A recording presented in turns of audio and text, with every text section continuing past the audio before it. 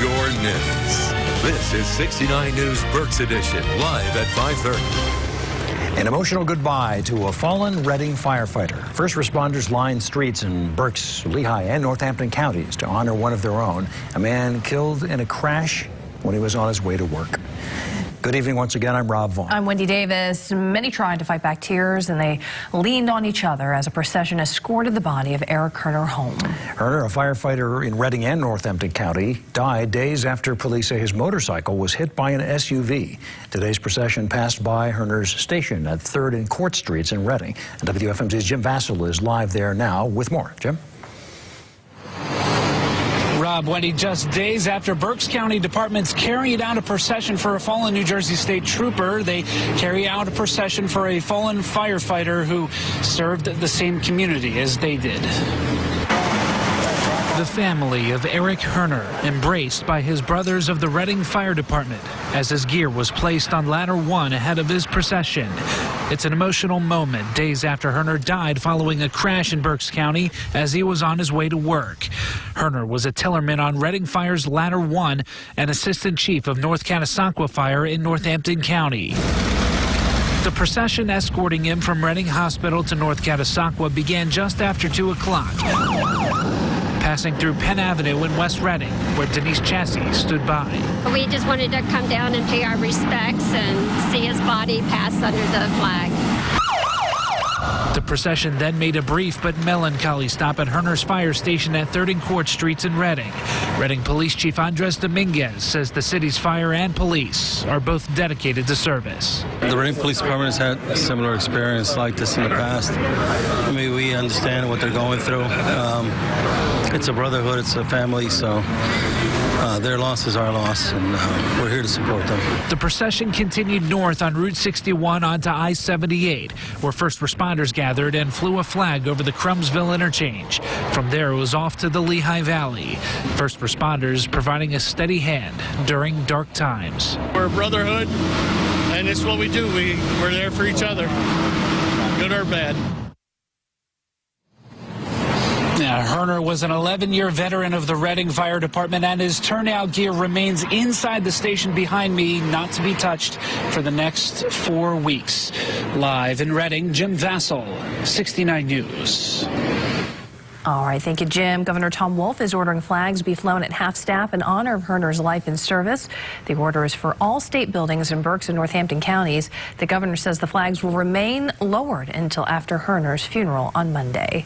And our coverage of fallen Reading firefighter Eric Herner continues online. We've posted photos of today's procession at WFMZ.com/Berks. All right, now on to that unsettled, stormy forecast. Yeah, June could start off with a bang. How about that? Meteorologist Dan Skelda is joining us in the Storm Center with more. Dan? Yeah, May has been kind of a bust, guys. It's been a bang at times. We've had some showers. We've had some thunderstorms. We've had a lot of clouds out there as well. But it's been deceptively warm. Despite the lack of sunshine in Reading, this May is a top 10 warmest one on record.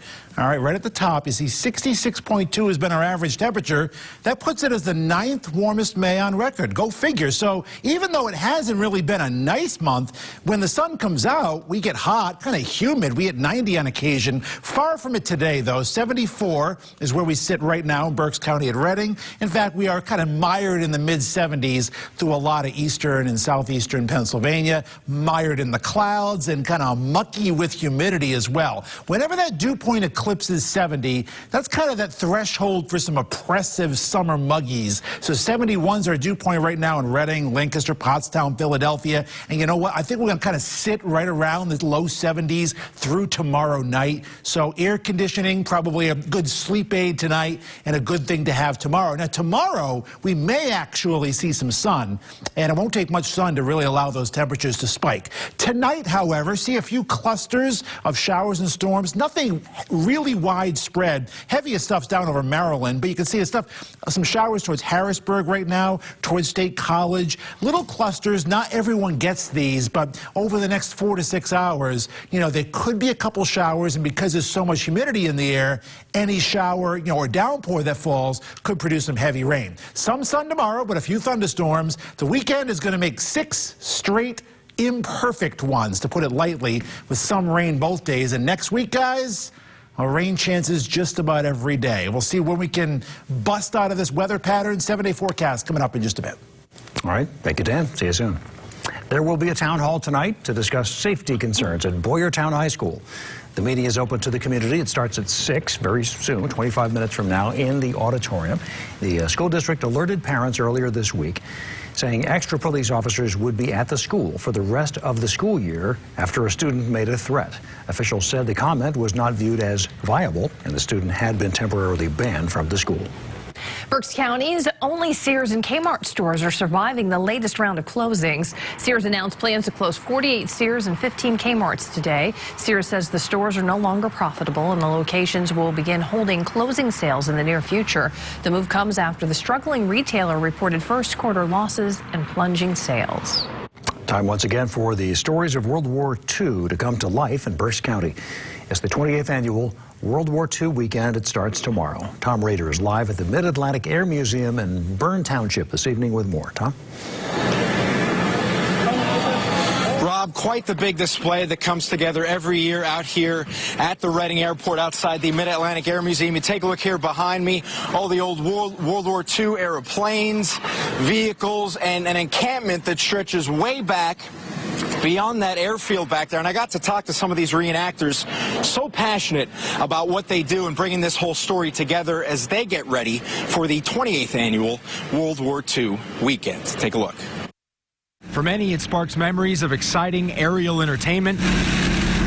We actually have quite a few new things. We have a C-97, which is a huge transport plane that was based off of the B-29. We have that here, which is new this year. Historical entertainment. Everybody that is involved in this event, from the museum standpoint to the reenactors to the pilots to the air crews that fly the aircraft, it's all because of that. But perhaps most importantly, a stark reminder of what life was like during World War II. What we're doing is we're recreating what life was during World War II, whether it was the home front, whether it was in wartime, so that the public can remember what it was like. And so hopefully we'll never have to go through that again. Reenactors arrive well before World War II weekend starts, already setting up extensive, detailed encampments as they prepare for a weekend of displays and demonstrations. We love it. I mean, most of us we're living historians, you know, I mean, because it's like we don't want it to be forgot, so we just keep it for the vets and everything like that and just show a piece of history that you don't see every day. With some questionable weather in the forecast, do organizers have a game plan? We'll fly whatever we can as long as we have the weather minimums to be able to do so. So I would not discount coming out to the event. Like I say, if we don't fly because of weather, we do have a lot of stuff on the ground that you can see. So there you have it. Everything kicks off at 8:30 a.m. tomorrow, and then there's that popular downtown invasion that takes place in Penn Square in Reading. That'll take place tomorrow afternoon, and all the events run through Sunday afternoon. So again, even though we're expecting some potential troubling weather, you still want to come out. Going to be a great event throughout the weekend. Live in Bern Township, Tom Rader, 69 News. All right, always fun. Yep. Thank you, Tom. All right, let's get a look at the roads. And for that, we go up to Jeff Bolden once again in the traffic center. Very good rush hour conditions for the trip home so far this afternoon. It's pretty much smooth sailing. Local and major roads, we are slowing down as usual, getting through the traffic light 222 at 73, and a slowdown for some road work on 61, both directions, approaching Bellamans Church Road. But other than that, looks great. Here's 222 at 183, both accident-free. That's the same here on 422, getting past 176. No problems, and travel through Berks on 78, and the Turnpike is also accident-free. Into the Lehigh Valley, it's busy, but no accidents on 22 or 78. Don't get stuck in a traffic jam. Download the 69 News traffic app. I'm Jeff Bolden in the 69 News Traffic Center. Thank you, Jeff. Still ahead, a crash causes a mess and shuts down a main road for hours. Officials say a driver on Route 222 drove into oncoming traffic and hit a tractor trailer. We'll have an update. 20 years ago, a tornado touched down in Lyons. All of these children weren't born yet, but now they live in a rebuilt community with very few signs that a tornado touched down here. I'm Katira Winfrey. I'll have the story coming up on the Berks Edition.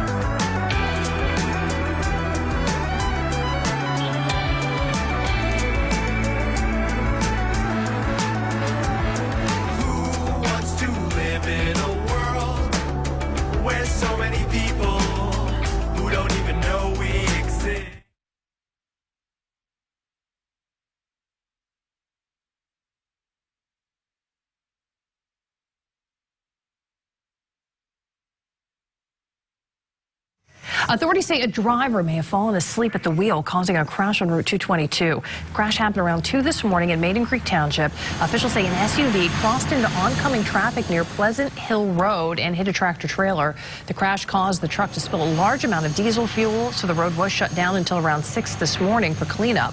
We're told 2 people in the SUV were taken to the hospital, but their injuries are not believed to be serious. Well, today marks 20 years, believe it or not, since a tornado tore apart the town of Lyons, leaving a path of destruction there. Many who remember that day say they haven't seen a storm like that one since, and they hope they never do again. Katira Winfrey has more. Devastated homes, overturned cars. This was the morning after May 31st, 1998. Since then, the borough of Lyons has been restored to the quiet community Leroy and Shirley Schaefer moved to nearly 40 years ago. Every once in a while, we still look at the clouds, and we still have a little bunker thing down in the cellar just in case if we got to go down. The Schaefers say the powerful tornado that ripped through the borough in 1998 sounded like a speeding train. Then they heard homes being ripped apart. The tornado took their porch and shattered glass, leaving damage all around them. These people next to us at the corner, that house was completely destroyed. A similar scenario played out down the road at the Lighthouse Community Church. It was very extensive. If you look at some of the photos, you can see how the roof was torn off. The pastor says 20 years ago, when a tornado came in and damaged this building, it actually turned into an even bigger opportunity. So now, instead of just a church, it's also a school. All the houses around us are basically new houses or rebuilt houses. So that's what I say, when God closes one door, he opens up some nice new doors. The community has blossomed, but those who lived through it say they'll never forget that devastating May night. I don't want to go through another one. Katira Winfrey, 69 News. Wow. It was what an experience. amazing. And you were walking through there and remembering that just now. What a mess in that town, huh? It really was. It was amazing to see, and amazing that nobody was seriously hurt or killed. Right. Yep. Which is the great part of that story. They all got to their safe places. Exactly. Which is very important. Right. All right. Now to the forecast, and I'm not sure we have any turbulence in the near future, Dan. Good thing. We got no tornadoes in the forecast. There's a positive for you guys. Yep, thank you. I mean, it's something, thankfully, we don't see that often, but we always have to be prepared for.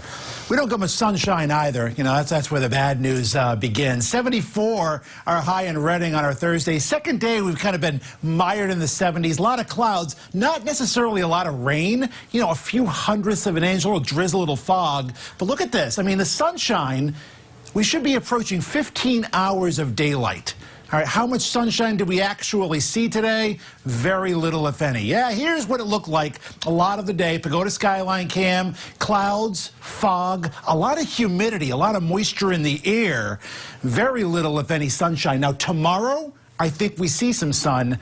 Weekend, probably not so much. Southeasterly wind at 7, a moist flow off the Atlantic Ocean. 74 degrees our current temperature. That's not incredibly warm, but look at that dew point. It's 71. When it passes 70, you know, you're up in that oppressive range, and we're going to see these 70s become more widespread. So it only gets more humid and also more, you know, a little bit warmer over the next 24 hours as well. So here's our muggy meter. This is where we are right now. I don't think we go much higher than this, but you don't have to go any higher to, you know, get that real uncomfortable weather.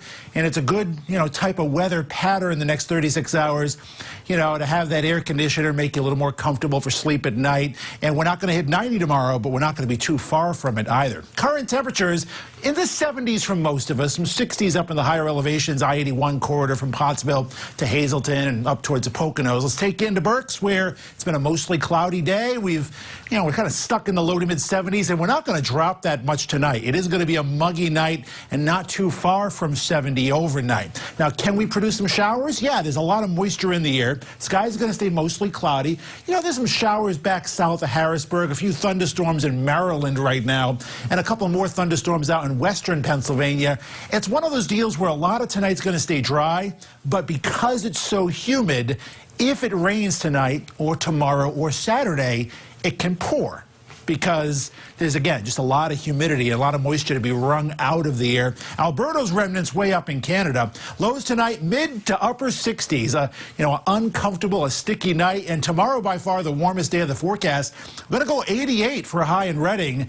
By Sunday, we're not going to hit 70. So it's going to cool off after one warm, sticky, summery day. A few showers or a downpour tonight. Tomorrow, mainly dry. We break out into some sun. Could be kind of a foggy, murky start. The sun comes out, could fuel a couple of afternoon thunderstorms, but a lot of tomorrow's dry. The weekend, as low pressure develops overhead, looks a little wet. Maybe not washouts, but increasingly cool. And while there are no tornadoes in sight and really no severe weather, the threat for that is really low because of the humidity. There could be some heavier downpours. In terms of rainfall, now this is not tomorrow. This is through Sunday. We're thinking a few inches of rain. The unsettled weather probably with us through a lot of next week, although maybe a little more sun each day. Mainly cloudy, some areas of fog redeveloping tonight. 68, kind of sticky, a few showers or a thunderstorm. 88 on Friday. It's the warm day of the forecast. Clouds and some sun. A sticky start to June, a couple of afternoon or evening thunderstorms. Thunderstorms a little more likely as we head towards Saturday. Sunday kind of cool, only 69. Monday likewise. Can we guarantee you a dry day for the next 7? No, we cannot. Now, are any of the next 7 days going to be washouts? No, probably not. But does the first week of June offer a lot of what May has kind of offered us, whether we like it or not? Yeah, absolutely. Kind of cool and shower chances each and every day. But if you like it sticky, summery, a little bit of sunshine, guys, we got that tomorrow. See, June needs to develop its own identity. Yeah, exactly. yeah. Just May was its own month, and let's let June do something hopefully better, brighter, warmer, different drier. At some point, maybe after the first week. Yeah, thanks, Dan. 3 weeks to go after that, yep. We'll be back.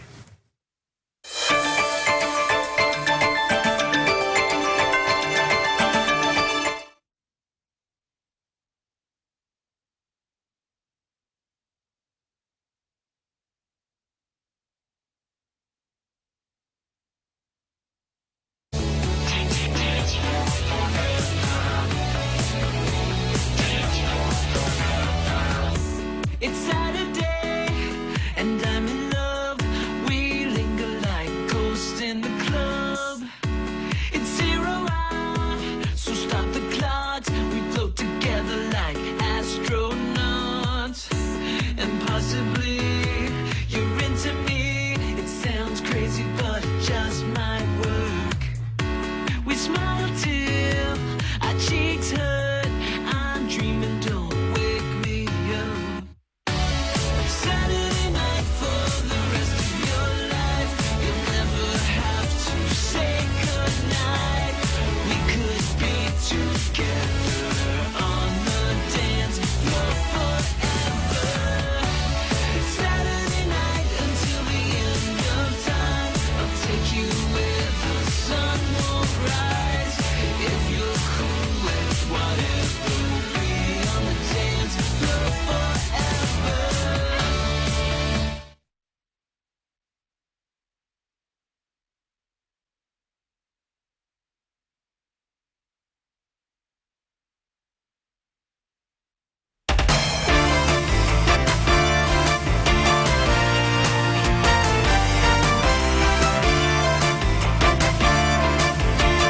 Authorities are searching for a Reading man charged in a violent multi-million-dollar drug ring. This is this week's Wanted in Berks. The sheriff's office is seeking 24-year-old Dwayne Quinones. He was last known to be living in the 100 block of South 3rd Street. Charges against Quinones and 19 others were announced earlier this year as part of Operation Shattered.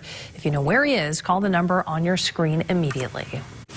The Trump administration is imposing tariffs on 3 of the country's biggest trading partners. The White House announced tariffs on imports from the European Union, Canada, and Mexico. There's a 25% tariff on imported steel and a 10% tariff on aluminum. This move is raising concerns of a trade war. Mexico has already responded, says it will impose duties of its own in retaliation on several U.S. imports. And the European Union says it will bring the issue before the World Trade Organization.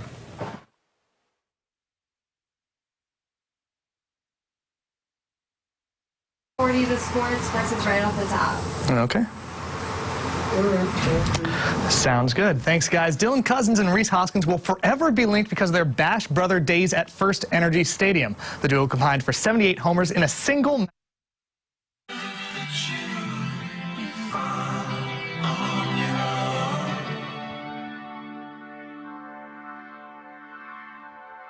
Watching the stars.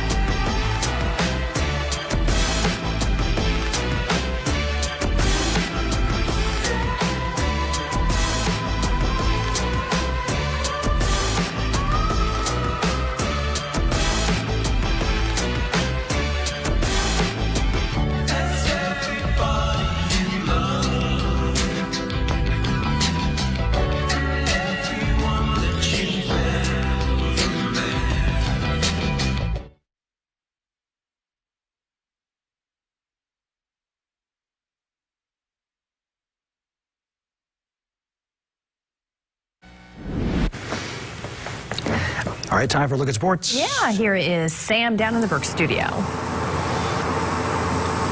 Thanks, guys. Dylan Cousins and Reese Hoskins will forever be linked because of their Bash Brother days at First Energy Stadium. The duo combined for 78 homers in a single magical season for the Fightin' Phils. And now with Hoskins headed to the DL, Cousins will head to the pros for his Major League debut.